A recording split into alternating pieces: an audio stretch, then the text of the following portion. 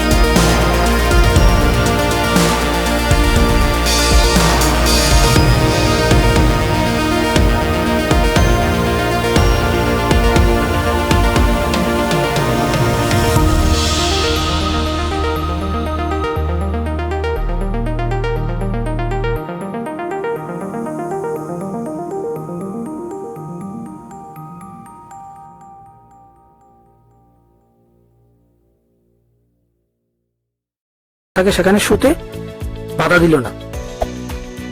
তখনকার সময় ওর কলকারখানার যে মালিক ছিল সে ছিল খুবই ভালো। এর উদ্দেশ্য ছিল বাজারে ভালো মানের লোহা বিক্রি করা, এবং সেই উদ্দেশ্যে সে প্রত্যেকদিন কলকারখানায় একবার হলে ভিজিট করত, এবং সেদিনও কোনো ব্যতিক্রম ছিল না। সেদিন রাত্র মালিক কলকারখানায় এসেছিল ভিজিট করার জন্য, এবং এসে তখন রেড ট্রেভারকে দেখতে পেল। কিন্তু দুর্ভাগ্যবশত কলকারখানার মালিক রেড ট্রেভারকে দেখে ওর বন্ধু ভেবে ফেললো এবং রেড ট্র্যাপারকে ওর সাথে ওর বাড়িতে যাওয়ার জন্য অনেকবার বলতে শুরু করলো। কিন্তু রেড ট্র্যাপার প্রথমের দিকে সেটা সঠিক পরিচয়টা দিতে চাইল না। সে ভাবলো হয়তোবা মালিকের থেকে কিছু টাকা নিতে পারবে বন্ধু সেজে, সেই জন্য সেও কিছু একটা বললো না। কিন্তু পরে যখন ভাবতে শুরু করলো যদি সে সেখানে যায় এবং ধরা পড়ে যায়, সে ভেবে সে মালিককে বলতে লাগলো যে না, আপনি ভুল বলছেন, আমি আপনার বন্ধু না, আমি আপনার সাথে যাব না। কলকারখানার মালিক রেড ট্র্যাপারকে অনেকবার তার সাথে যাবার জন্য রাজি করার চেষ্টা করলো, কিন্তু রেড ট্র্যাপার কিছুতেই তার সাথে যাবার জন্য রাজি হলো না। তারপর কলকারখানার মালিক বাড়িতে গিয়ে ওর মেয়েকে পাঠালো রেড ট্র্যাপারকে নিয়ে যাওয়ার জন্য। তখন মালিকের মেয়ে রেড ট্র্যাপারের জন্য একটি কোট নিয়ে আসলো হাতে করে এবং এসে রেড ট্র্যাপারকে রিকোয়েস্ট করলো যে আপনি আমাদের সাথে চলুন, আমাদের সাথে আজকে আপনি ক্রিসমাস ডেটা পালন করুন, আমরা খুবই খুশি হব যদি আপনি আমাদের সাথে আসুন আমাদের বাড়িতে। এই বলে রেড ট্র্যাপারকে অনেক পাশে অনুরোধ করতে লাগলো। রেড ট্র্যাপারও ফাইনালি মেয়ের কথায় রাজি হয়ে ওদের বাড়িতে চলে গেল ক্রিসমাস ডেটা এনজয় করার জন্য। কেন মালিকের যে মেয়ে সেখানে এসেছিল ওর নাম ছিল অ্যাডলা উইলমিনসন এবং সে ছিল কলকারখানা মালিকের বড় মেয়ে। রেড ট্র্যাপার যখন মালিকের বাড়িতে গেল তখন সে ফ্রেশ হবার জন্য গেল এবং চুল কাটলো, দাড়িটাকে শেভ করলো, নতুন ড্রেস পরে যখন বেরিয়ে আসলো তখন মালিক ওকে দেখে চিনে ফেললো যে ও তখন ভুল করে ফেললো ওকে বন্ধু ভেবে। তখন কলকারখানা মালিক রেড ট্র্যাপারকে বললো যে তুমি আমাদের সাথে প্রতারণা করেছো এবং আমি তোমাকে পুলিশের হাতে তুলে দেবো। তখন রেড ট্র্যাপার ওকে বললো যে আমি আপনাকে বলিনি যে আপনি আপনার বন্ধু, আপনি আমাকে জোর করে নিয়ে আসলেন, এখন আপনি বলছেন যে আমি আপনার সাথে প্রতারণা করেছি, এতে আমার কি দোষ বলুন। রেড ট্র্যাপার তখন কলকারখানা মালিককে বললো যে এখনো কোনো ক্ষতি হয়নি, আপনি আমাকে আমার পুরানো ড্রেসটা দিয়ে দিন, আমি আপনার বাড়ি থেকে চলে যাচ্ছি। এই বলে যখন রেড ট্র্যাপার দরজা খুলতে লাগলো ঠিক সেই সময় অ্যাডলা উইলমিনসন ঘরে আসলো এবং সে তার বাবাকে বলল যে বাবা, আমরা যদি ওনাকে এভাবে যেতে দিই তাহলে সেটা খারাপ দেখাবে, কারণ আমারও ওনাকে নিমন্ত্রণ করে বাড়িতে এনেছি ক্রিসমাস ডে পালন করার জন্য। এই বলে সে তার বাবাকে কনভিন্স করলো এবং রেড ট্র্যাপারকে সে বাড়িতে থাকার জন্য রাজি করালো ওর বাবাকে। সেদিন রেড ট্র্যাপার সেই বাড়িতে সারাটা দিন ঘুমিয়েছিল। দুপুরে উঠতে খাবারটা খেলো, তারপর আবার সে ঘুমিয়ে পড়লো। তারপর সন্ধ্যার সময় ওকে আবার ডাক দেওয়া হলো, তখন সন্ধ্যার খাবারটা খেলো, খেয়ে তারপর আবার সে ঘুমিয়ে পড়লো। এবং ফাইনালি ওকে রাতে ঘুম থেকে উঠানো হলো এবং সে ডিনারটা খাওয়ার পর অ্যাডলা উইলমিনসন এবং কলকারখানার মালিককে ধন্যবাদ জানালো। অ্যাডলা উইলমিনসন তখন তাকে বলল যে আপনি ইচ্ছা করলে আগামী বছরও আমাদের সাথে এসে ক্রিসমাস ডে পালন করতে পারেন এবং আমি যে কোটটা আপনাকে দিয়েছি সেটা ক্রিসমাস ডে গিফট হিসেবে আপনি রেখে দিন এবং আগামী বছর সে কোটটা পর আবার আমাদের বাড়িতে আসবেন। এই কথা যখন বললো তখন রেড ট্র্যাপার ওর মুখের দিকে তাকিয়ে রইল। ওর জন্য কেন মনে হচ্ছিল যে অ্যাডলা উইলমিনসন রেড ট্র্যাপারকে ভালো পেতে শুরু করলো। এইভাবে রাত পুরিয়ে আসলো এবং পরের দিন অ্যাডলা উইলমিনসন এবং ওর বাবা খুব সকাল সকাল চার্চে চলে গেল ক্রিসমাস ডে পরের দিন প্রেয়ার করবে বলে। কিন্তু অ্যাডলা উইলমিনসন এবং কলকারখানার মালিক যখন চার্চে গিয়ে পৌঁছতো তখন তারা শুনতে পেল যে রেড ট্র্যাপার নামে একজন ব্যক্তি ছিল যে নাকি একজন বৃদ্ধ ব্যক্তির বাড়ি থেকে 30 টাকা চুরি করে পালিয়েছে। তখন তারা বুঝতে পারলো যে সেই ব্যক্তি ওদের বাড়িতেও রয়েছে। তখন অ্যাডলা উইলমিনসন এবং ওর বাবা চিন্তায় পড়ে গেল এবং তারা খুব দ্রুত গতিতে চার্চে থেকে বাড়িতে চলে আসলো। বাড়িতে আসার পর ওরা যখন ওদের চাকরকে জিজ্ঞেস করলো যে রেড ট্র্যাপার ওদের বাড়িতে কিছু চুরি করে পালিয়ে গেছে কিনা, তখন সে কর্মচারী মালিককে জানালো যে না, সে কোনো কিছু চুরি করেনি, উল্টো একটা জিনিস দিয়ে গেছে অ্যাডলা উইলমিনসনকে দেওয়ার জন্য ক্রিসমাস গিফট হিসাবে। কিন্তু অ্যাডলা উইলমিনসন যখন সে গিফটটাকে খুলে দেখলো তখন দেখতে পেল ওর মধ্যে ছিল একটি ইঁদুর কল এবং তার মধ্যে রয়েছিল 30 টাকা যেটা সে বৃদ্ধ ব্যক্তির বাড়ি থেকে চুরি করেছিল এবং সঙ্গে ছিল একটি চিঠি।